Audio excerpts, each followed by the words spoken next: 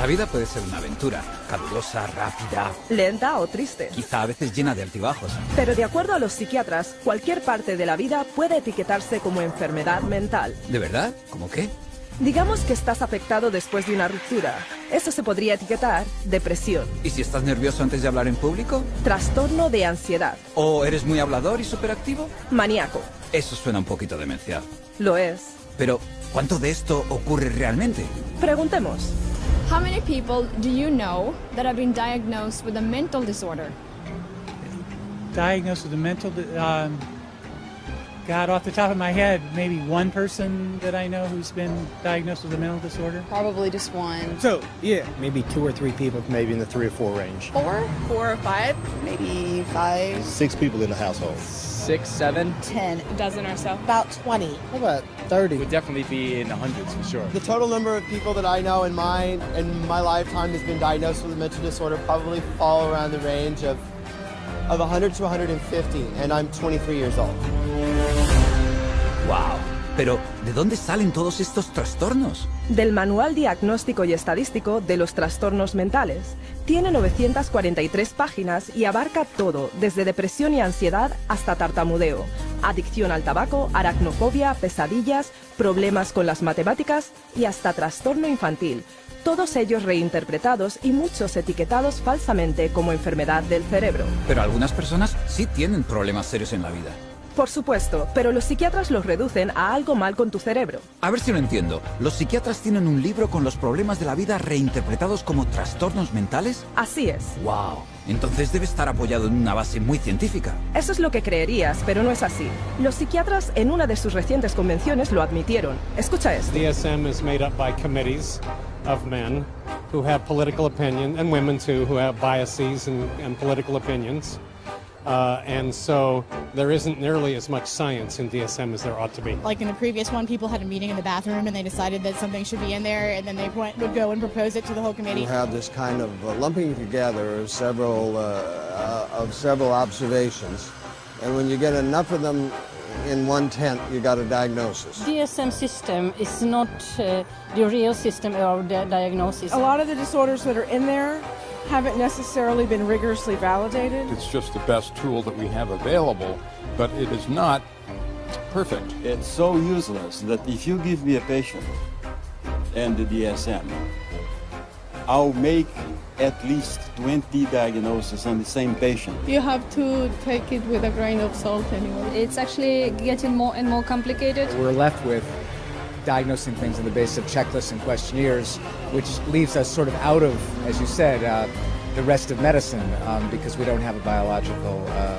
test. Increíble. La carencia de ciencia en el DSM es de hecho un secreto a voces. Esto es lo que algunos profesionales dicen sobre ello. The DSM is a sham. It's been described as a house of cards. Why? Because the diagnoses are theoretical. They're not based on scientific measurements. It's sort of a shaky level built on another shaky level, built on another shaky level. It is flimsy and that it is easily collapsible under the scrutiny of critical thinking. If you just pull one little fragment of the reasoning aside and questioning thoroughly, you will find it doesn't stand up, and then that means that the whole organism collapses because you've got some wrong premises in there somewhere. In fact, they're all over the place. It is indeed a house of cards because it's predicated on not a solid structure. It is built to create an apparently legitimate edifice, which results in a diagnosis. But any serious inquiry will show it to be illegitimate.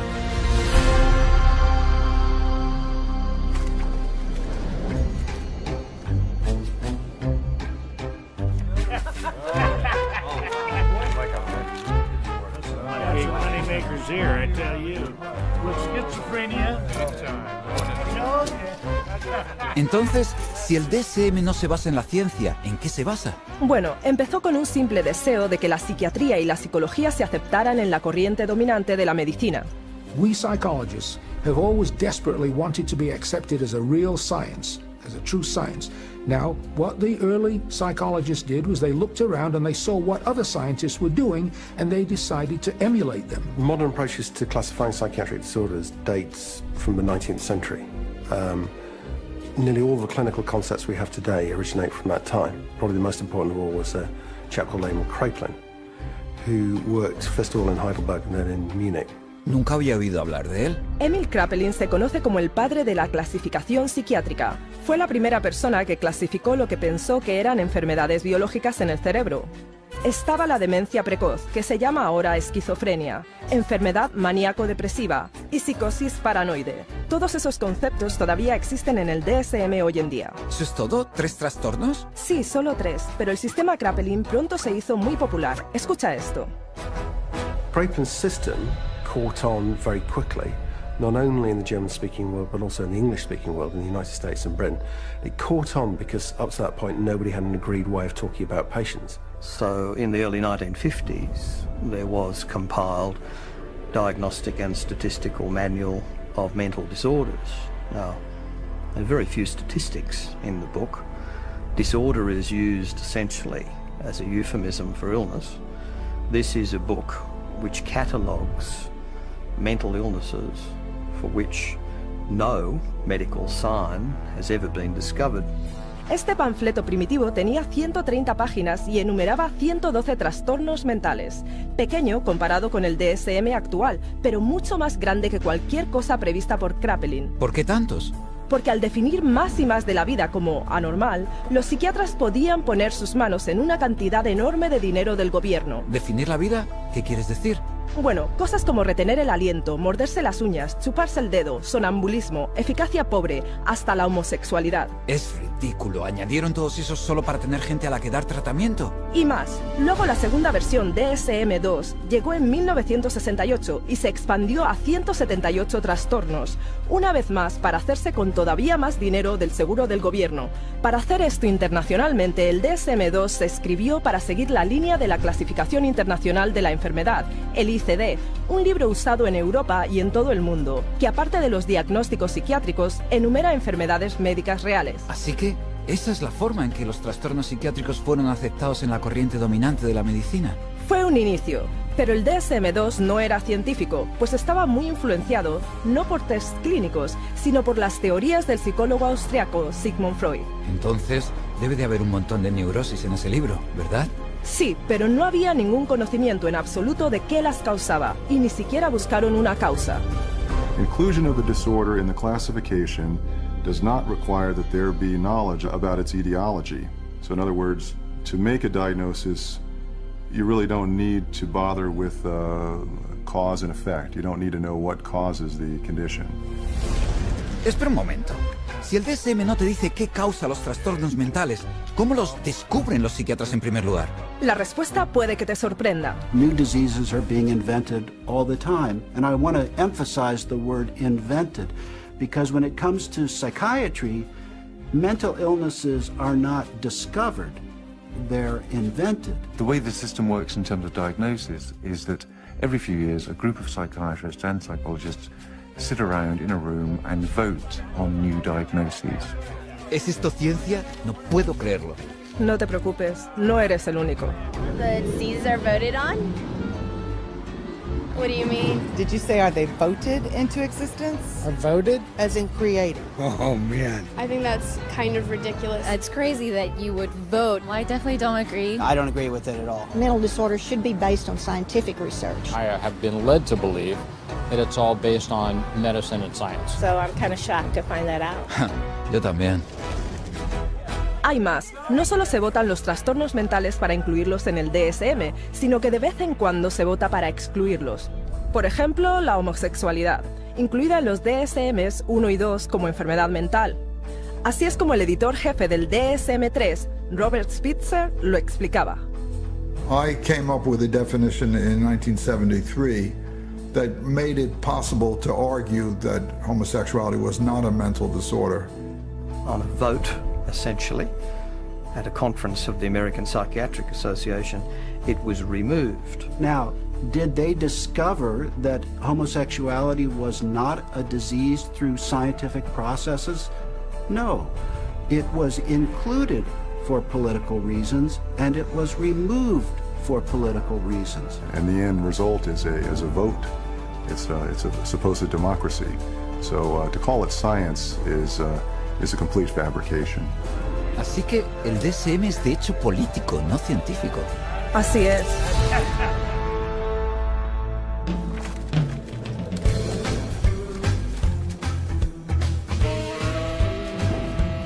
Pensaba que los psiquiatras querían ser vistos como médicos. Así es. Por eso tuvieron que hacer que su manual tuviera un aspecto más científico. Que no lo era.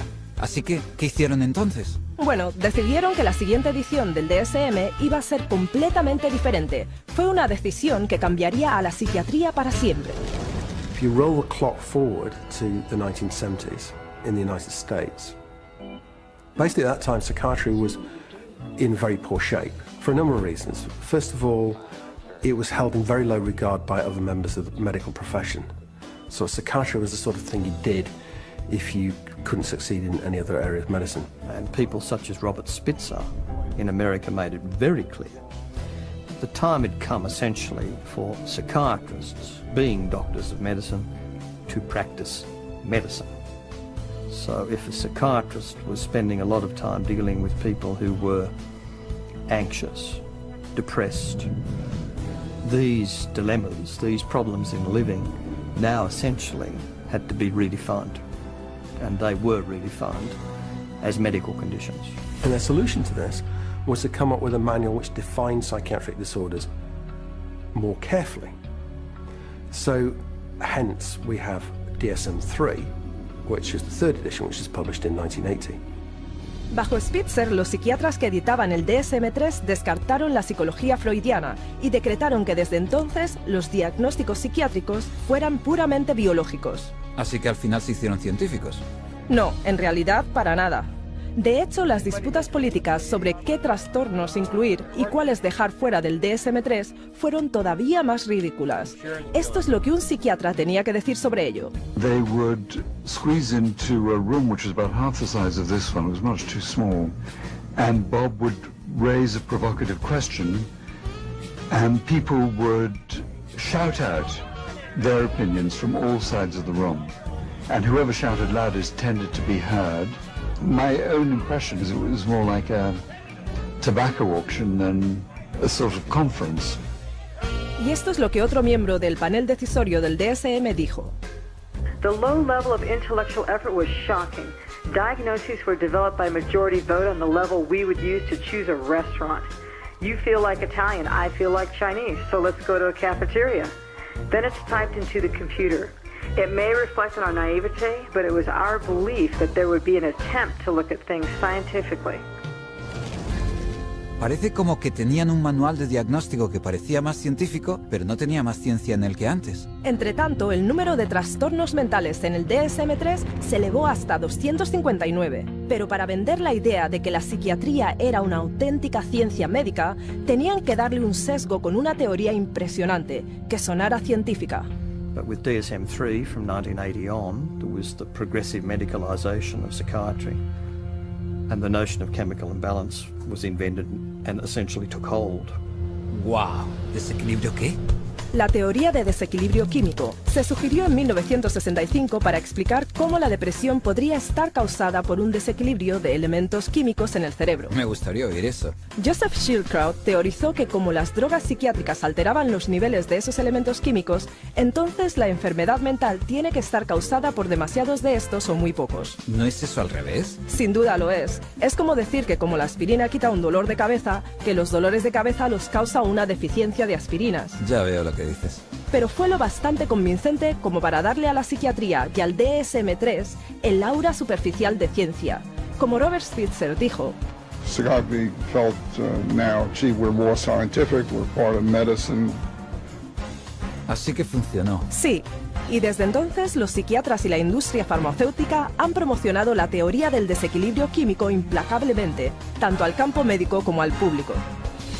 If you're one of the millions of people who live with uncontrollable worry, anxiety, and several of these symptoms for 6 months or more, you could be suffering from generalized anxiety disorder, and a chemical imbalance could be to blame. Pristique is thought to work by affecting the levels of 2 chemicals in the brain. It works to correct chemical imbalances in the brain, which may be related to symptoms of social anxiety disorder. Cymbalta works on serotonin and norepinephrine. Hundreds of thousands of patients have been prescribed Abilify. Ask your doctor. Ask your doctor. Talk to your doctor. Call your doctor. Ask your doctor about Cymbalta. Prestique is a key in helping to treat my depression. Ask your doctor about Prestique.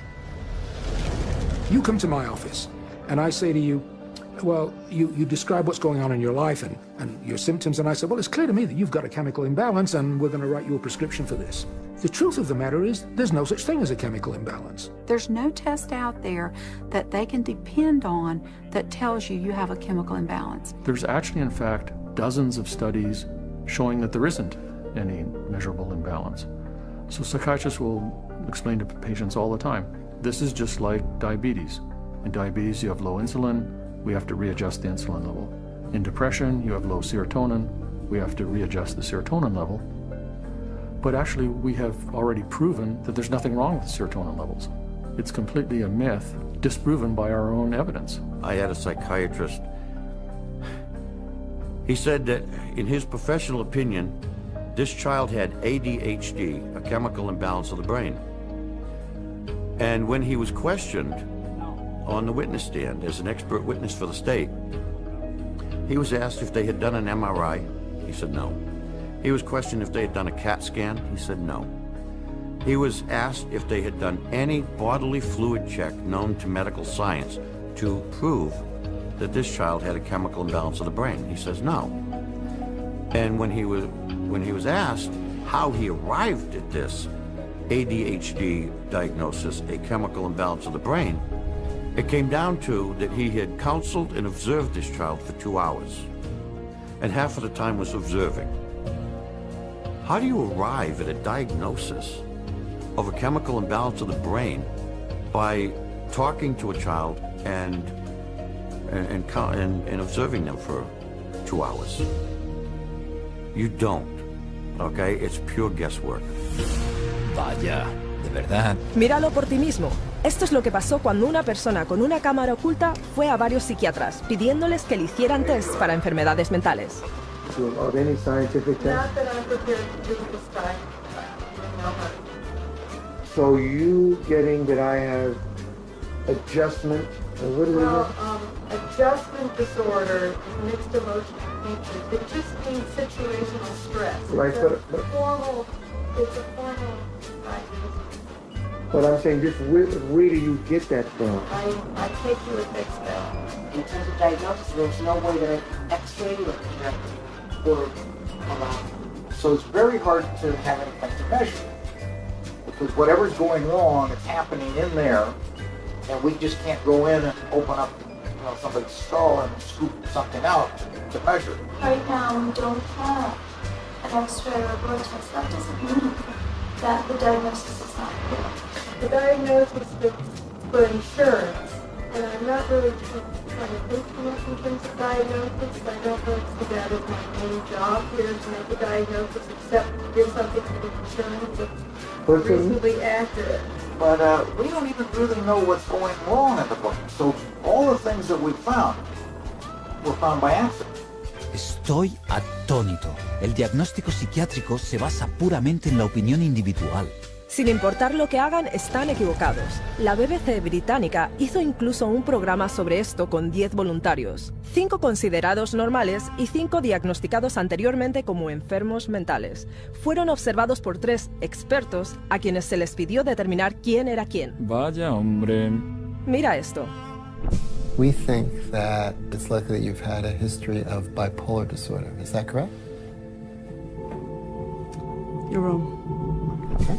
We've come to the conclusion that at some time you've been diagnosed with a mood disorder. You're wrong.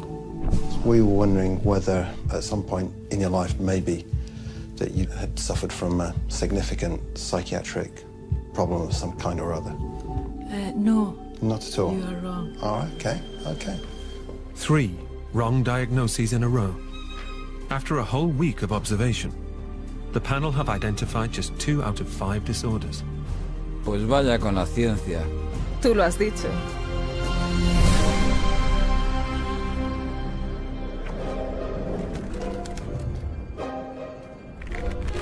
Okay, time in. And I got a pair of compulsive disorders here. Una pregunta. ¿Cómo pueden los psiquiatras decir de sí mismos que se basan en pruebas cuando no tienen ninguna? Va todavía más lejos. No solo no tienen análisis que demuestren el trastorno mental con el que te etiquetan, ni siquiera pueden definir qué es un trastorno mental. No. Lo afirman incluso en el DSM. Mira esto. Although this manual provides a classification of mental disorders, it must be admitted that no definition adequately specifies precise boundaries for the concept of mental disorder. There you go. Increíble. Pero los psiquiatras no habían terminado todavía. 14 años después del DSM-3 publicaron el DSM-4 y su editor en jefe ha sido más directo todavía sobre el término trastorno mental. There is no definition of a mental disorder. It's bullshit. I mean, you just can't define it. Así que, aunque admitieron que no podían definir lo que era un trastorno mental, un término que ellos usan en su propio manual, añadieron más trastornos. Un montón más, 115 para ser exactos, para un total final de 374. Eso es más de 3 veces la cifra de trastornos enumerada en el DSM-1. Y eso solo en 40 años, y este libro pesa más de 2 kilos. Es más grande que el listín de teléfonos. Es el catálogo del comprador de enfermedades mentales, y con él 120 millones de personas en todo el mundo han sido diagnosticadas con enfermedades mentales. ¡Wow! Pero, ¿qué pasa con la clasificación internacional de enfermedades? ¿Ha habido un aumento en los trastornos mentales ahí también? Definitivamente, la sección de trastornos de conducta del ICD es prácticamente paralela al DSM. Lo que sea que pase en el DSM se refleja ahí también. Vale, bueno. Hasta ahora he visto que no hay tests para identificar o confirmar un diagnóstico mental. No hay pruebas de la teoría del desequilibrio químico y ni siquiera saben lo que es un trastorno mental. Y lo admiten, por lo menos entre sí. Este es un psiquiatra prominente hablando en una convención reciente de la APA. You're sitting in your office, you see a depressed patient, you have no idea what's the matter with them. And I know all of you think you know the answer, but in terms of evidence, I don't know the answer, and I don't think any of us really know. Eso es increíble. Y sin embargo te darán un diagnóstico muy rápido de todas formas. Este es otro psiquiatra influyente en el mismo congreso. Jim Burley at the Maudsley Hospital did a study once on how long it took people to make up their mind about the diagnosis after they entered a room, and it was about, how many, David? It was 2 seconds? It was a couple of minutes. It was very... ¿Un par de minutos? Sí. Por supuesto, incluso el entonces presidente electo de la Asociación Psiquiátrica Americana consta que dijo que el DSM es prácticamente una farsa. Well, what does D stand for? I used to think it is diagnostic, but over the last few years realized it is more like a dartboard. ¿Diana de dardos? ¿Le dicen los psiquiatras a sus pacientes alguna de estas cosas? No, de hecho, los psiquiatras actúan como que saben de lo que están hablando, mientras mantienen al público a oscuras. I was sent to a psychiatrist who saw me again for maybe about 15 minutes, talked to me how I was doing at 7 years old, and I left with a prescription for Ritalin. Probably within the first 15 minutes, he diagnosed me with having an anxiety disorder and put me on prescription medication. The amount of time it took for the diagnosis was, I'd say, probably within 10 minutes is, I was diagnosed with anxiety, with depression, within 10 minutes of speaking to the psychiatrist, and I was put on those drugs immediately. I received numerous different diagnoses from different doctors, and each one gave me a different drug. I didn't have to undergo any tests. I didn't even have to sit there and I didn't have to ask any questions. It was just, that's what you've got. And this is the drug. They really didn't talk to me. They were always talking and questioning my mother. It was all about getting the information from her and not from me. It doesn't make sense to me. I researched it, I done my research, and I still can't fully understand how you can diagnose somebody with a short attention span. There was never an explanation. Nobody really knew what it was or why it was caused or how did you get it, why did anybody have it, and what could anybody do about it. Just here, have some medicine and go away. And I was put on, a horse's dose of an antidepressant called Effexor, 450 milligrams a day. They say if you're on 300, you're comatose. It wasn't always Ritalin. It went from Ritalin to like Wellbutrin to Concerta to Adderall. I remember asking these doctors, is there any other way we can do this? Is there any other therapy? Is there something we can do that won't make me feel so badly, that won't give me all these side effects and just horrible sensations through my body 24 hours a day? Is there something else I can do that might be not having to do with medications? Doctor said, no. See, what you have is very complex. You have a chemical imbalance in your brain that the only thing that can correct it is medication. Wow, montones de diagnósticos, pero todo lo que parece recibir son medicinas. Así es. Hoy un diagnóstico psiquiátrico significa realmente una droga psiquiátrica. The whole question then becomes, okay, if we apply these labels, what next? And the what next tends to be, you get a prescription.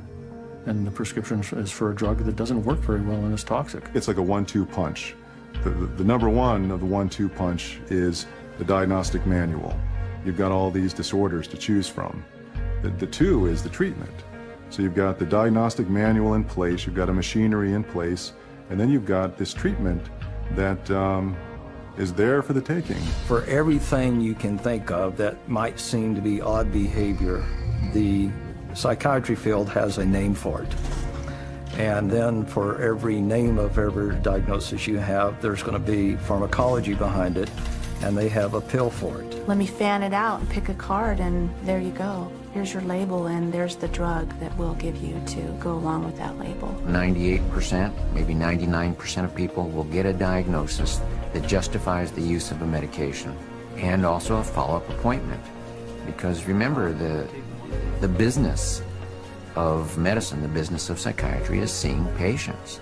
And the psychiatrist that tells a patient they don't have a problem and there's no medicine for that problem doesn't have a very busy practice. And that's sort of the purpose of the DSM-345, to provide a diagnosis that can be given a drug for that patient. It's a quick buck. You don't need to do a physical exam. You put it in the chart, it's done. Prescribe away. Lifetime patient. That's what the DSM is for. ¿Están diciendo que el DSM solo está ahí para justificar el tratamiento con la droga? Me temo que sí. ¡Wow!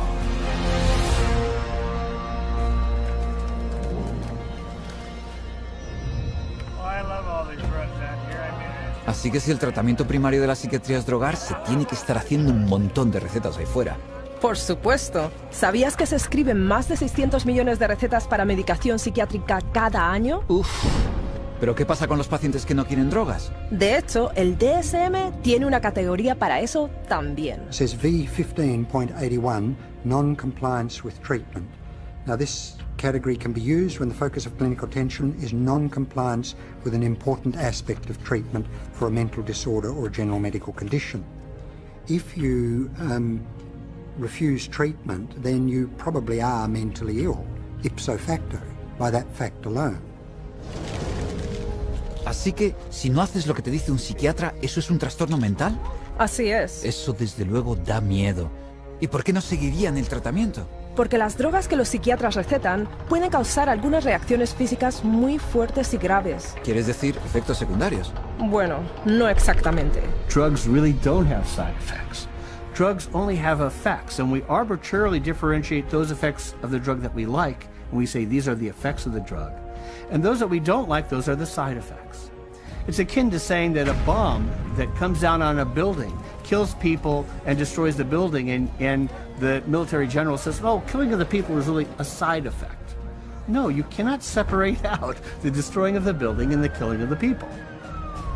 And so these are not side effects, these are direct effects of the drug creating disaster. People think antidepressants are going to make them happy, but it's not what they do. They numb them down, and then in themselves there's a withdrawal state from the antidepressants. They just become like robots, some of them. They're not actually able to experience the whole variety and range of human feelings and emotions and work with them and express with them and share them with others. Because once you sort of put somebody on a heavy dose psychotic drug, I mean, you're just dehumanizing them. These are very potent, very toxic medicines, cause on themselves diabetes, high cholesterol, cause what's called a metabolic syndrome, truncal obesity, premature hardening of the arteries. They affect the heart and the lungs and the kidneys, and you never know exactly what to expect. Most psychotropic drugs lead to massive weight gain. Some of them, like olanzapine, for example, can lead to weight gains of 25, 30, even 40 kilos in a year or two, and that is serious. One of the side effects is it affects your sexual performance abilities. In people who are on a lot of medication, they're just totally unable to detoxify through their liver, and then other functions of the body shut down one by one. These drugs have on their labels may increase risk of suicide and homicide in people who take them, just like a carton of cigarettes test to say may be hazardous to your health. And there's cases where many people who commit suicide or commit acts of violence are on these medications, which definitely has this type of side effect. You look at the side effect profile is identical to what they're trying to treat, and in some cases worse, and especially in the instance of suicide, then you can see that it's an extremely treacherous area with very, very little actual science behind it. ¿Te lo puedes creer? Esas drogas son peligrosas. Sí, y ha habido miles, quizá incluso millones de víctimas que vinieron a la psiquiatría por ayuda, pero se les dieron drogas que en última instancia les destruyeron. Gente como Candace, que tomaba Zoloft porque estaba nerviosa antes de los exámenes. Steven, que se suicidó 19 días después de que lo pusieran a tomar Prozac. Julie, que planeaba ir a la universidad y se colgó después de 7 días de tomar Zoloft. Matthew, de 13 años, cuando se colgó. Matt, un joven de 21 años que tomaba una mezcla de drogas psiquiátricas. Caitlin, que tomaba Zoloft y Trazadone. Beth, a la que se le dio Paxil para los problemas de sueño.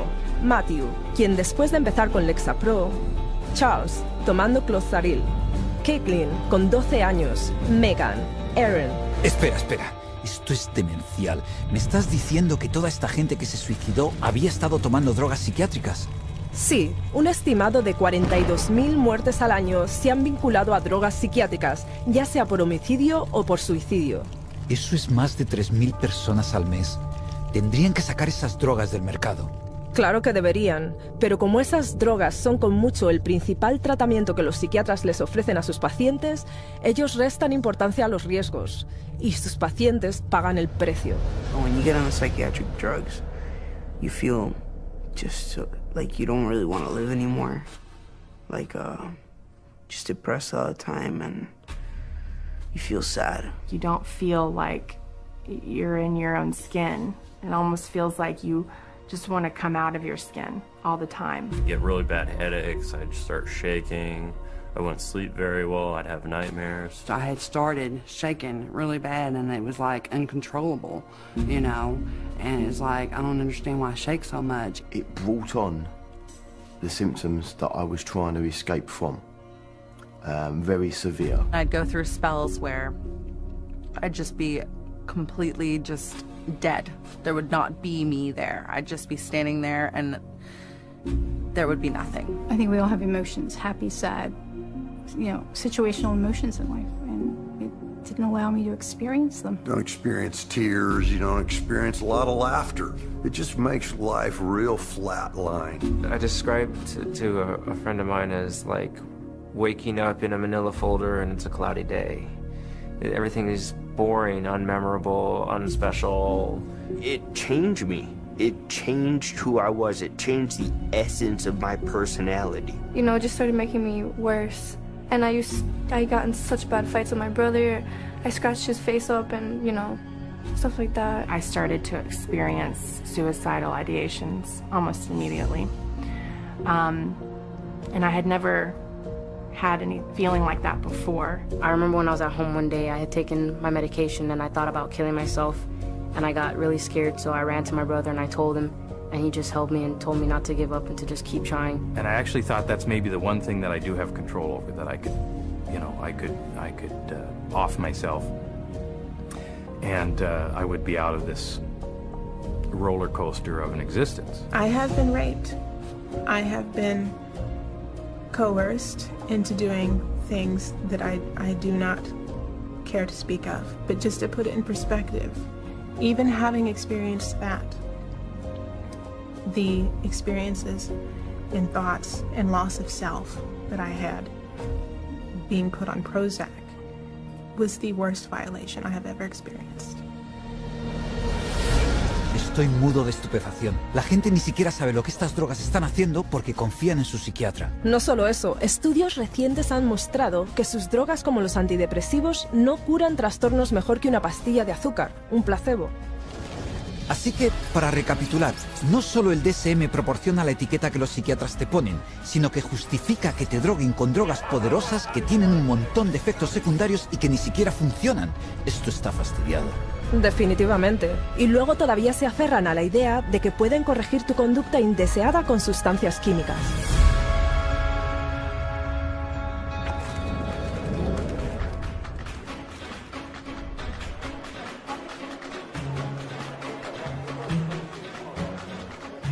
Naturalmente, la psiquiatría tiene un atractivo para la industria farmacéutica, pues ahora pueden comercializar y vender drogas para cada trastorno nombrado en el DSM. Conozco esas campañas de marketing, están en todas partes. Sí, pero si te das cuenta, también le hacen marketing al trastorno. Las empresas de fármacos anuncian los trastornos del DSM en publicaciones, televisión e internet, instándoles a hablar con su médico. Ponen a sus expertos pagados en programas de entrevistas para hablar de la última epidemia de enfermedad mental. Colocan artículos en los periódicos sobre estas e incluso contratan a psiquiatras para llevar a cabo estudios y escriben ponencias para darle a los trastornos el aire de ciencia. Porque si la gente piensa que tiene el trastorno, pedirá la droga. Exacto. The pharmaceutical industry markets disorders. Because if you can market a disorder, then you've got something to sell your product to treat. So people suddenly come to think of things they previously didn't regard as a disease state as a disease. Go to the doctor, see the psychiatrist then prescribes the drug that the drug companies have received FDA approval for, and everyone is happy except for the patient. They're all working together, the psychiatrists, the pharmaceuticals, and one feeds the other. So again, job security for the pharmaceuticals and also job security for the psychiatrists. Y no son solo las empresas de fármacos las que fomentan estas enfermedades. Un psiquiatra, Joseph Biederman, creó y popularizó un trastorno llamado bipolar pediátrico. De hecho, dijo que podía empezar desde el momento en que el niño abre los ojos. Bipolar, como en los cambios de estado de ánimo, para los niños. Por desgracia, sí. En solo 9 años, el Dr. Biederman alimentó un auge que multiplicó por 40 la cifra de niños etiquetados como bipolares, a la mayoría de los cuales se les recetó poderosas drogas antipsicóticas ideadas solo para los enfermos mentales más serios. No tenía ni idea. El psiquiatra que editaba el DSM-4 admitió la influencia del DSM en la moda del bipolar infantil. Well, we learned some very, very painful lessons in doing DSM-4, but inadvertently, I think we helped to trigger 3 false epidemics. One for the childhood diagnosis of bipolar disorder. Demasiado tarde ahora, ¿no? Para muchos niños, sí. Y como los psiquiatras afirman que trastornos mentales como el bipolar no se pueden curar, los psiquiatras y las empresas de fármacos han creado clientes de por vida. Así que es una asociación natural. Faltaría más. Las empresas de fármacos proporcionan montones de dinero de investigación para los psiquiatras que salen con más diagnósticos que tratar con drogas. Drug companies have become increasingly dependent on mental illness diagnoses in order to maintain their profit margins. And psychiatrists and increasingly clinical psychologists are more than happy to manufacture mental illness in order to make that happen. Hence, the increase in size of the Diagnostic and Statistical Manual of Mental Disorders. The strategy is how many people we can diagnose with a particular label that would be broad enough to include a ton of people in it. And the mentality behind that is the sale of the pharmaceutical drug, which eventually becomes the treatment. These drug companies are making a lot of money, and they're spilling that money and sending that money to people that will help support their cause. So it's not a surprise at all that they have infiltrated so many of the committees within the DSM and so much of our own medical education. Espera un momento. ¿Las empresas de fármacos se han infiltrado en los comités de psiquiatras que deciden qué trastorno poner en el siguiente DSM? En el DSM-4, el 56% de los miembros del comité tenían vínculos financieros con las empresas farmacéuticas, la misma industria que iba a beneficiarse de las 115 enfermedades mentales diagnosticables que se aceptaron por votación. Así que, claro, vemos más diagnósticos que se tratarán con drogas. Y muchos más síntomas enumerados para cada trastorno. The whole world is being made crazy, really. And we have these proliferation of categories which have become more and more encompassing, encroaching in ordinary everyday life. There isn't a human being on the planet who doesn't have at some point, if not several points, in a day or a week, distress. It's part of being human. But to say that because you have this distress, that you now are diseased?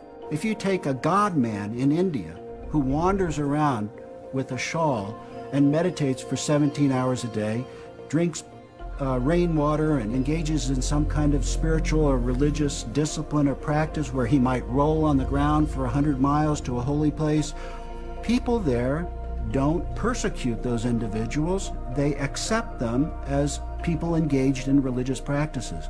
But here, if you took those same individuals in India and you had them walk across a campus in America, they would immediately be arrested and put into a psychiatric facility because they're manifesting psychosis.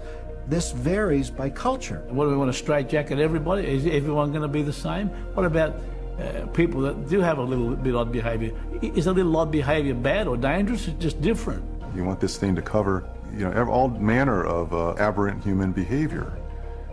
So if you can cover every bit of it, then you're going to have the best chance possible to a billable unit of service. Y por cierto, en caso de que no puedas ser incluido en cualquiera de sus categorías, hay una más que se te puede asignar. Naturalmente. This is number 301.9. 312.9. 292.9. Bipolar disorder, not otherwise specified. Gender identity disorder, not otherwise specified. Disorder of infancy, childhood, or adolescence, not otherwise specified. Not otherwise specified. What the hell does that say? They don't know. It's kind of like a catch-all. It's the garbage can for the leftovers. There's even a box for people that don't fit in the other boxes. To me, it's insane. This is like rubbish to me. This is scary to me. This is hackery, quackery, dockery. Es una ciencia bastante pobre si tus categorías son tan flojas que necesitas una categoría de misceláneo para recoger los cabos sueltos. Sí, como TDAH por lo demás no especificado, trastorno alimenticio por lo demás no especificado, trastornos del estado de ánimo por lo demás no especificados. You can always use the NOS, the not otherwise specified diagnosis, and as a billable service. Not otherwise specified means that you're sort of at sea to some extent on the exact diagnosis, meaning it doesn't fit into any of the categories you've established. Unspecified mental disorder. You see, that's considered a disorder. Having nothing wrong with you is now a disorder. That's what this says. Can you believe it? No, no puedo creerlo. ¿Hay una categoría llamada trastorno mental no especificado? Como en no te lo describimos. ¿Eso es una enfermedad mental también? La cosa se pone más demencial. De acuerdo al DSM, podrías ser diagnosticado con un trastorno mental que ni siquiera está en la lista. Estás de broma. Escucha esto. These diagnostic criteria and the DSM-4 classification of mental disorders reflect a consensus of current formulations of evolving knowledge in our field. They do not encompass, however, all the conditions for which people may be treated or that may be appropriate topics for research efforts. It's even in the language of the introduction, it's basically saying we're trying to have a diagnosis to cover all the bases of anything that somebody could come in complaining about, which is, again, entirely backwards from how medical diagnoses are come to. Este DSM no está ni siquiera cerca de la medicina, ¿verdad? Para nada. Es puro marketing.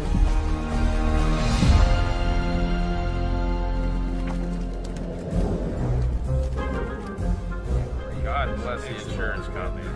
You get these multiple personalities that you call insurance company. That's more insurance bill like that. That's the big money right there. Hay algo que todavía me fastidia. Si el tratamiento psiquiátrico es tan largo, tan caro e ineficaz. Ya lo sé. ¿Quién estaría dispuesto a gastar esas cifras exorbitantes de dinero para tratamiento psiquiátrico que se alarga durante años y a menudo toda una vida mientras proporciona resultados pésimos? Exactamente. ¿Quién paga por todo esto? Principalmente el gobierno y las aseguradoras privadas de salud. Claro, las aseguradoras. De hecho, el grupo de presión psicofarmacéutico ha sido muy eficaz para que se pasaran leyes que obligan a las empresas aseguradoras a proporcionar seguro de salud mental igual al seguro médico regular. A eso se le llama paridad de salud mental, ¿verdad? Así es, pero económicamente esto ha sido una catástrofe. So there's nobody who walks into a psychiatrist's office that isn't going to go out with a label. He's got 374 choices or so based on the Diagnostic and Statistical Manual list of symptoms. So he's got to fit you into one of those categories in order to get paid. The DSM really should be called, how to bill the insurance companies, how to get money from the insurance companies. It's a list of codes, and there's a number for everything, and that number goes on an insurance form, and then you get payment for it. The DSM is completely built into the system now because you can't get reimbursed by an insurance company unless there's a DSM diagnosis. You know, a kid wets the bed, you can bill on that. They're going to have one called a skin picking disorder. You pick your skin, you can diagnose and bill on that. You know, you can always find a diagnosis and you'll always be able to bill. A psychiatrist or a psychologist can go through their book now and find a diagnosis code for just about anything. Everybody would fall into something that they could put a diagnosis on and fraud insurance companies. Vaya chanchullo. Así es, cada año la industria psiquiátrica usa el DSM para amasar $100.000 millones del gobierno de Estados Unidos y de aseguradoras privadas. Y eso es solo un país. Estoy empezando a darme cuenta de lo mucho que el DSM ha elevado los costes generales del tratamiento médico. Lo sé. El promedio de la facturación de seguros de los psiquiatras es el doble de la del tratamiento médico general. Y eso eleva lo que yo tengo que pagar para el seguro. Así es, y eso desperdicia impuestos también. El programa de seguros de salud mental del estado de Texas estaba casi en la bancarrota debido a una clase de droga psiquiátrica muy cara que se recetaba normalmente para el trastorno bipolar. Vaya, eso es un montón de drogas. Sin duda lo es. Y encima de eso, como los diagnósticos del DSM son tan arbitrarios, otro problema enorme y costoso es el fraude de seguros. Se ha pillado a los hospitales psiquiátricos privados haciéndose pasar por clínicas para dejar de fumar o para perder peso, para conseguir gente que sea admitida. Pagando a los reclutadores $3.000 por cabeza para conducir a los pacientes del seguro a través de sus puertas. Y a retener a los pacientes dentro tanto tiempo como sea posible hasta que se les acaba el seguro. ¿Y todo esto es por el dinero del seguro? Así es. Y una vez que los pacientes están inscritos, se puede sacar cualquier diagnóstico del DSM para justificar el tratamiento. Mira el metraje de esta cámara oculta de alguien que se hizo pasar como trabajador de un hospital psiquiátrico.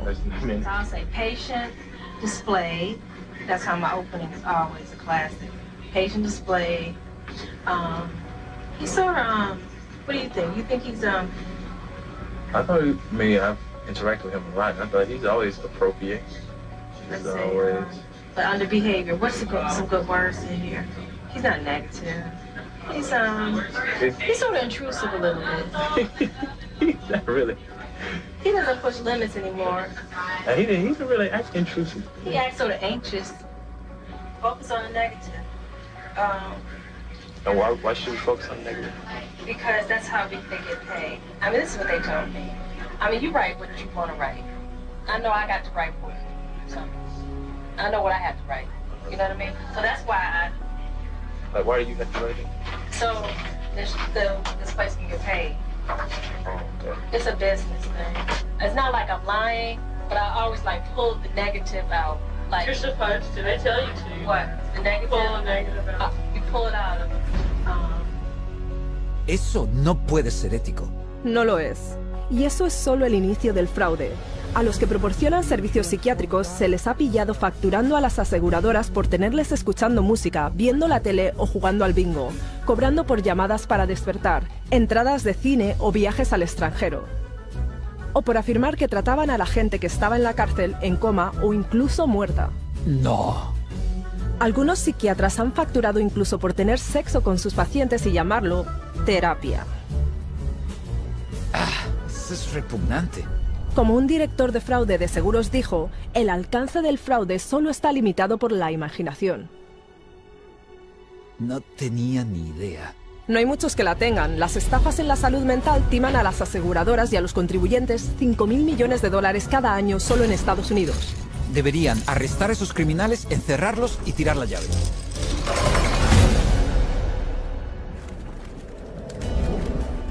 It's the Diagnostic and Statistical Manual of Mental Disorders, the third edition. He mencionado que la psiquiatría ha tenido también mucho éxito usando el DSM para infiltrar nuestro sistema de justicia. ¿Los tribunales también? Sí. The clinical diagnosis of a DSM-4 mental disorder is not sufficient to establish the existence for legal purposes of a mental disorder. That's a very interesting point. Basically, what the authors are saying here is that the material in the DSM has no utility in the courtroom in deciding guilt or innocence. It should not be used in courtrooms as part of the legal process. Espera un momento. ¿No declaraba el DSM que no puede usarse para establecer la existencia de un trastorno mental en un tribunal de justicia? Precisamente. Y sin embargo, se usa todo el tiempo. Sí, es como la alegación de demencia. Y las batallas por la custodia, compromisos civiles, tribunal sucesorio. He leído de psiquiatras ante los tribunales en bandos opuestos, cada uno usando el DSM para reforzar su caso, y cada uno de ellos fue aceptado por el tribunal como testigo experto. As far as I could see, for psychosis or delusions. Because he's suffering from narcissistic personality disorder and a delusional disorder, grandiose. Una contradicción completa. No siempre ha sido así. In the beginning of the 20th century, a psychiatrist in a courtroom would be laughed out of the courtroom by and large. Today it's commonly accepted testimony as long as it's in accord with the DSM. The danger in using the DSM in a court setting is that you're using a vocabulary that the judge or the jury doesn't fully understand. They are, by concocting these psychobabble words, it makes it seem like there's something there that may not be there. The courts have allowed all this junk science to come into the courts, and they've made case law on it. And once the case law is made, we're stuck with it until it gets overridden. They come in with tests, they come in with their diagnostic categories from the DSM, and they say, we've done tests, we've determined that this person has this numbered malady, and therefore they do. And there's almost no way to pry a judge out of accepting that. When a psychiatrist makes a diagnosis in court, is that the person is sent to a mental institution, deprived of liberty, and we have no idea whether he's guilty or not. Basándose en los diagnósticos del DSM, se interna a alguien en un psiquiátrico cada 40 segundos. Esto está absolutamente fatal. Y cualquiera, en cualquier momento, puede perderlo todo debido a la opinión de un psiquiatra. Escucha esto. I went to a stop smoking course at Vanderbilt. And the doctor, the lady that ran the program said that she goes, you need to be, we need to get you on a stop smoking medication. So she prescribed me Zyban. Well, after the fact, I find out that Zyban is nothing but this really powerful antidepressant called Wellbutrin. Yeah, I stopped smoking. But I had no idea the hell. I mean, the hell. The hell's gates were being opened when I started taking Zyban. I had been clean and sober for 18 years. You know, just never considered that. But something about that, I started experiencing the craving to drink again, and my life fell apart. Divorce, relapse. So then a sibling of mine got wind of my relapse, wanted to gain control of my pocketbook and my life. and found the dirtiest lawyer in town who knew, you know, one of the dirty psychiatrists, and bought and paid for an evaluation, had a hearing in a court before I was ever served notice. And the next thing I know, every right that a human being can possibly have was taken from me. And you have less rights as a conserved person than you do as a criminal. I mean, you are stripped of every right. You can't enter into a contract. You cannot marry. You cannot sue. You cannot even fight the legal system that has involuntarily put you in this. And it was all based on the psychiatrist's diagnosis, who never evaluated me. Eso es increíble. Estaba intentando dejar de fumar, pero en vez de eso recibió un diagnóstico psiquiátrico y le arrebataron sus derechos. Le han quitado todo su dinero también. Por no mencionar que estuvo encarcelado en una institución psiquiátrica. Pero si piensas que lo que los psiquiatras le hacen a los individuos en nuestro sistema judicial es malo, espera cuando veas lo que le hacen a las familias. Children are taken away from parents every day in these juvenile courts because a person with a PhD or an MD after their name comes in and says, I've shown ink blots to a person, and they may be a risk to a child. Just in my little state of Massachusetts here, there are 11,000 children in captivity taken away from families at any one moment. And almost all of those children are being drugged. And our own commissioner of children and families testified under oath that they drug 88% of the children that they take out of the families. 88% drogados, eso es prácticamente algo que se da por descontado. Y eso es solo la punta del iceberg. Por todo el mundo, los psiquiatras usan los tribunales en una serie de formas para arrebatarle los derechos a la gente y destruir familias. Solo mira. Psychiatry has affected my family through the family law court rulings. The family law court has a court-appointed child psychiatrist who, it appears, determines the future of the child. It's just like a business in the court system that they forced you to undergo all of these psychological evaluations, and you have to pay thousands of dollars, but at the end of the day, it has been supported by no evidence, nothing. They'd said to me, Deb, you have a choice.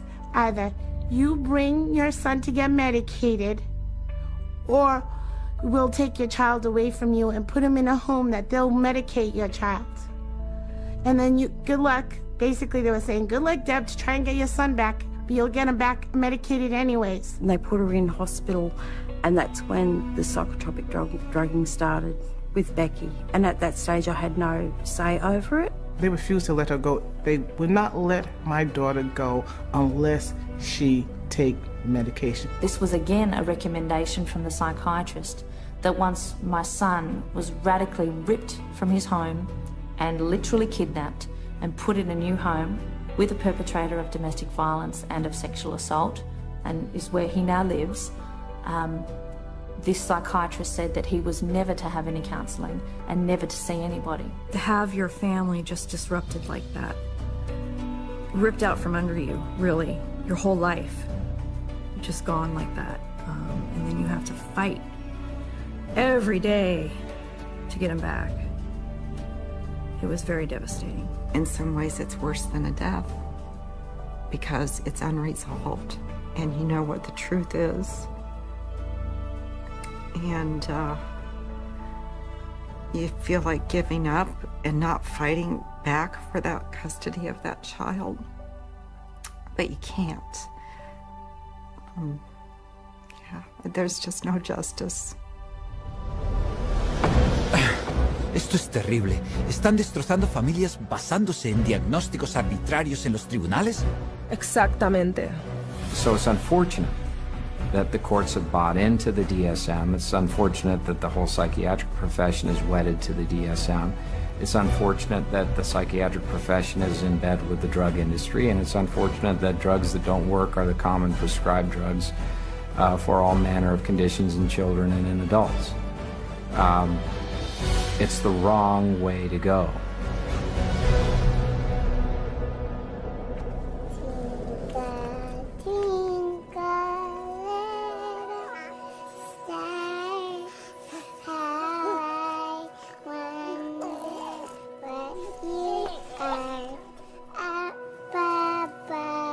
Oh, no. No a ellos también.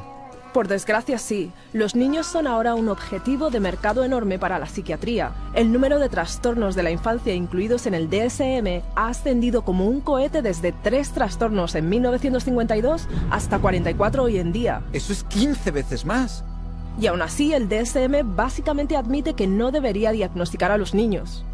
In early childhood, it may be difficult to distinguish symptoms of attention deficit hyperactivity disorder from age-appropriate behaviors in active children, such as running around or being noisy. We basically don't know the diagnosis from normal childhood. That's what that's saying. Trastorno del déficit de atención e hiperactividad. Así es como los psiquiatras llaman a los niños que no se sientan quietos en clase, se agitan, corren o trepan mucho. Básicamente conducta infantil, ¿verdad?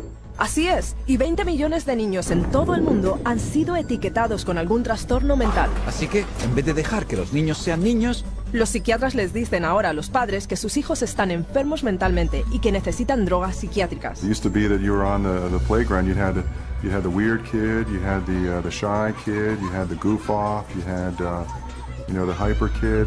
You can't have that anymore. Now it's all medical diagnoses. For them to come up with new diseases and new issues and diagnosis in their book, it doesn't correct bad behavior, okay?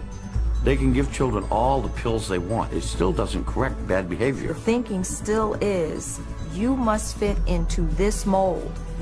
And if you don't fit into this mold, there's something wrong with you. And if you're not the person who designs the mold, too bad for you.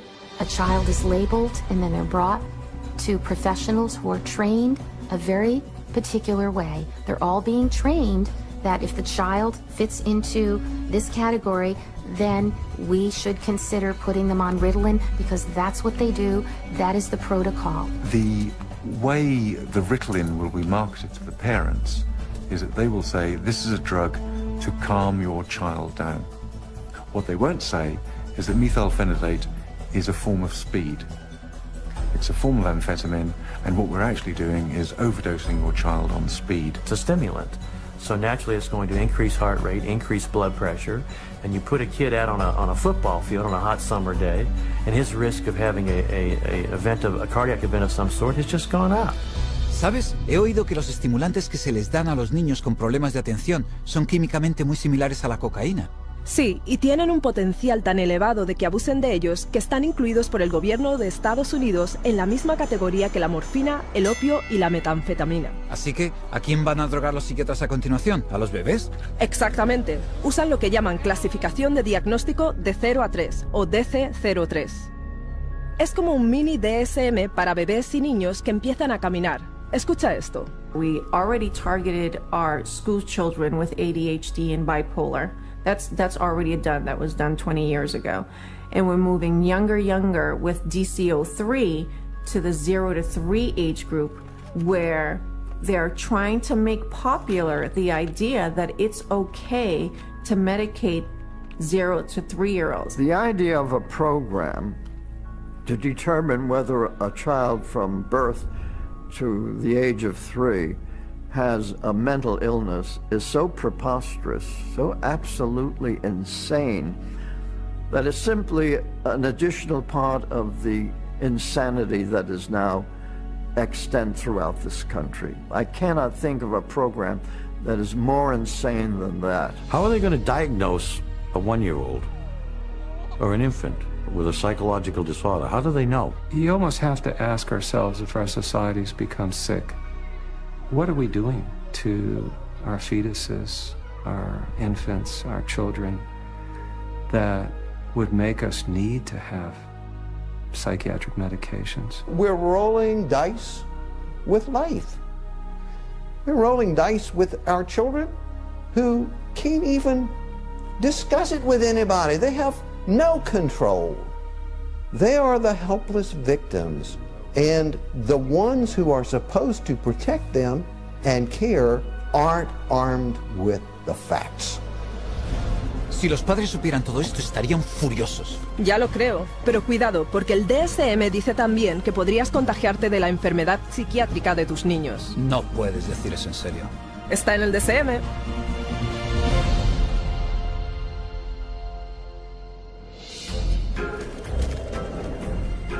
We're going to talk about some of the proposed changes that are suggested for DSM-5. He oído que el DSM-5 es incluso más demencial que el DSM-4. Así es. You've got 374 named diagnoses in DSM. Well, guess what? There's going to be more in DSM-5. Why do we all of a sudden need a fifth DSM-5? Psychiatry wanted to broaden the horizons of mental health problems, of disorders. They wanted to stretch the disorders so it would encompass more. And to do that, you know, they're going to add more diagnoses. We need more diagnoses like we need a hole in the head, really. They're not serving a purpose for mankind, all these diagnoses. They're almost laughable, some of the diagnoses. ¿Irrisorios, de verdad? Bueno, están hablando del trastorno de acumulación si no te deshaces de suficientes cosas. Persistent difficulty discarding or parting with personal possessions. Trastorno alimentario compulsivo si comes demasiado a menudo. Recurrent episodes of binge eating. Oh, y está el trastorno de rascado cutáneo. So it's recurrent skin picking resulting in skin lesions. ¿Son esos trastornos mentales? Y para los niños hay un nuevo trastorno que recogerá un número enorme de niños cuyos berrinches no califican todavía como para llamarlos bipolar. They've created temper dysregulation disorder to seem a little bit more mild of the condition and include a lot of the younger population in terms of that diagnosis. And what it essentially does, it just broadens bipolar disorder into a whole other new category. And where they don't fit into bipolar, now they can fit into this other diagnosing criteria. Así que la red se está haciendo cada vez más amplia. Más de lo que crees, están considerando incluso añadir una etiqueta por emplear demasiado tiempo en el ordenador. Internet addiction diagnosis. You know, it's another example of, you know, just taking something going on in the popular culture that's, you know, pretty widespread, and then finding a way to pathologize it. I know people personally that spend 12, 13, 14 hours a day on the internet or social networking groups like Facebook. So there is something going on there. But is it a condition that we need to then label and drug? Absolutely not. Eso es irrisorio. Sí, hasta que consideras que en China el gobierno ya ha establecido clínicas psiquiátricas que tratan a los adolescentes por, entre comillas, uso problemático del ordenador, a veces usando el choque eléctrico para curarles. ¡No! Y si crees que eso es malo, hay una inclusión más en el siguiente DSM que es verdaderamente espeluznante. ¿Se pone peor? Este toma el diagnóstico de la enfermedad mental un paso más allá. Síndrome de riesgo de psicosis, conocido más recientemente por el enrevesado título de Síndrome de síntomas psicóticos atenuados. Eso es un trabalenguas. Pero, ¿qué significa eso? A really scary thing that's coming on the horizon is to come up with a whole bunch of diagnoses in there that are looking at people who currently are mentally well adjusted but have a risk of developing a mental illness in the future. They're still thinking they can define well before the symptoms develop the risk of a person developing a major mental disorder without any biochemical, biological or genetic test or any physical test whatsoever. They don't know the cause of a mental illness. They can't treat it, they can't cure it. So how can they launch a preventative campaign for mental illness? It just logically, it falters. Espera un momento. ¿Creen los psiquiatras realmente que pueden predecir un trastorno en algún momento en el futuro? Escuchemos lo que dicen. How can psychiatrists know if you're going to have a mental disorder in the future? Again, that we don't know categorically who will develop psychiatric illness in the future. It's really hard to say, actually. I don't know if you could 100% predict for anybody. You can't forecast if one will develop a psychiatric disorder. Maybe not, or maybe yes. It's hard to predict. It's hard to predict. There's no way to predict that. Well, I don't think that nobody knows that. There's no way to tell. Nobody knows? I don't think anyone can know what's going to happen in the future. Obviamente no tienen ni idea. Sí, pero a pesar de esto ya están proponiendo hacerles test a los niños para enfermedades mentales futuras. De forma que las puedan tratar ahora. Claro. I would hate to see us go into the type of society where people are locked up for what they may do in the future, rather than what they actually have done. Identifying people who are pre-psychotic would be a huge industry. Wow, eso es verdaderamente aterrador. Y lo que es una locura es que los psiquiatras siguen adelante con el DSM-5 cuando algunos de sus más influyentes miembros admiten abiertamente que no sirve absolutamente para nada. Any comment on DSM-5? It's of no use to us in the rest of the world. Incluso el psiquiatra encargado del Instituto Nacional de Salud Mental de Estados Unidos es menos que entusiasta al respecto. I don't do DSM, I'm not involved. So, and that maybe tells you more than anything. NIMH is not involved with DSM-5. Así que el hombre en la cima de la mayor organización psiquiátrica mundial no quiere saber nada del DSM. Eso es lo que parece. Es un fraude total. The Diagnostic and Statistical Manual is effectively the story that is being wrapped up in statistics and numbers and categories, that when medicine tosses, doesn't fit any of our categories over to psychiatry, psychiatry says we'll find a category, and if we don't, DSM-5 or 6 or 7 will. I think in 2016 we'll be looking at DSM-6 and there will be 1,425 diagnoses and I'll have 900 of them. Eso es una locura. Sí, pero todo está diseñado para encajar a más y más personas bajo la cobertura del diagnóstico de la psiquiatría. De forma que puedan hacer caja incluso con más conducta normal. Ahí lo tienes.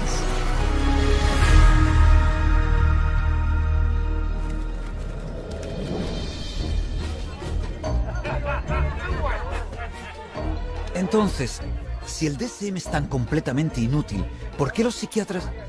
Oh, ya entiendo. Se trata solo de dinero, ¿no? Con la psiquiatría se trata siempre de dinero. Y todo empieza con el DSM. Como Robert Spitzer dijo... The American Psychiatric Association found out it could make a lot of money by selling it. They've made a tremendous amount of money. Every time they revise the DSM system, the American Psychiatric Association makes a hell of a lot of money. ¿Una tremenda cantidad de dinero? ¿De qué cantidades estamos hablando? $6.500.000 en ventas al año. Uf. Pero no es solo la venta del DSM lo que amasa los beneficios. Los psiquiatras y las empresas farmacéuticas hacen dinero cada vez que lo usan para diagnosticar a alguien. You create disorders so that you can treat it with a drug. It's the ultimate money-making machine. How many people can we drug? How many labels can we put out there? How many people can we herd into these labels and feed them a drug so we can get richer, make more money? There's an inherent conflict of interest, and that conflict of interest is driven by the desire to make money. More money, more money, more money than one should expect. Huge money in the psychopharm business. If you really did the research on these diagnoses, see that 90% of them or more don't exist, they're not valid, then that's all of a sudden, all that reimbursement from the insurance companies disappears. So we have to cut the money cord, as well as cutting the DSM cord if we're ever going to really succeed stopping this juggernaut from continuing. Once again, it's follow the money, and you'll get your answer every time. Esto me ha abierto bien los ojos. Vamos a ver. No hay análisis de laboratorio para el así llamado trastorno mental, que los psiquiatras ni siquiera pueden describir en su propio manual. La teoría del desequilibrio químico es totalmente falaz, y aún así las drogas psiquiátricas que supuestamente equilibran las sustancias químicas de tu cerebro se recetan a la gente de todas las edades. Sí, nada menos que $84.000 millones al año, añadiendo un aumento general de $10.000 millones por primas del seguro de salud solo en Estados Unidos. Y lo estamos pagando todos a través de los impuestos del gobierno y facturas del seguro cada vez más altas. Así es, toda la industria psiquiátrica usa el DSM para embolsarse $330.000 millones al año. Eso es casi $1/3 de $1 billón. Y sigue aumentando. Está descontrolado. Well, the whole system is now a runaway train, but the DSM is the locomotive. And if you took the locomotive off, eventually the train would stop, because there'd be nothing more pulling it. We're losing the concept of health. Everybody is sick and everybody's got a condition and everybody needs drugs. You're going to end up with a whole society that's going to basically have to be led around by the hand. But who's going to lead them around? Because they're drugging so many of them. In psychiatry, you know in your heart of hearts that you're not really diagnosing. You know in your heart of hearts that you can't really treat what you think might be wrong. And you also know that most of what you're dealing with in the DSM is unprovable and unreliable, not a predictable indicator. So what do you have then? Buena pregunta. Supongo que no tienen nada. Y se le está haciendo daño a la gente. Sí. You're very lucky to go through psychiatry and survive. It really is as simple as that. Only when enough people rip the veneer away and show that it's just nothing more than a Hollywood set is it ever going to fall down. It would be good if all the medical professionals who are really practicing medicine and really trying to help people and based on scientific fact and what they can best do to improve the lives of others, if they would recognize, just be able to look at this fact. It's hard to look at it, but look at this fact and be ethical and be honest and clean up the profession by getting rid of this fraudulent part of it. Psychiatry. Yo no lo habría dicho mejor. Es así de obvio. Tenemos que deshacernos del DSM. Es terrible para la sociedad. Lo sé, a pesar de su base increíblemente inestable, el manual diagnóstico y estadístico ha impactado literalmente cada parte de nuestro mundo. Nuestras escuelas, nuestros gobiernos... Nuestros sistemas judiciales. ¿Y qué hay de los medios de comunicación y el ejército? Esos también. Básicamente toda nuestra sociedad. Y todo ello sin ni una sola persona curada. El DSM es realmente más que solo un castillo de naipes. El manual de diagnóstico y estadístico es el timo psiquiátrico más mortal.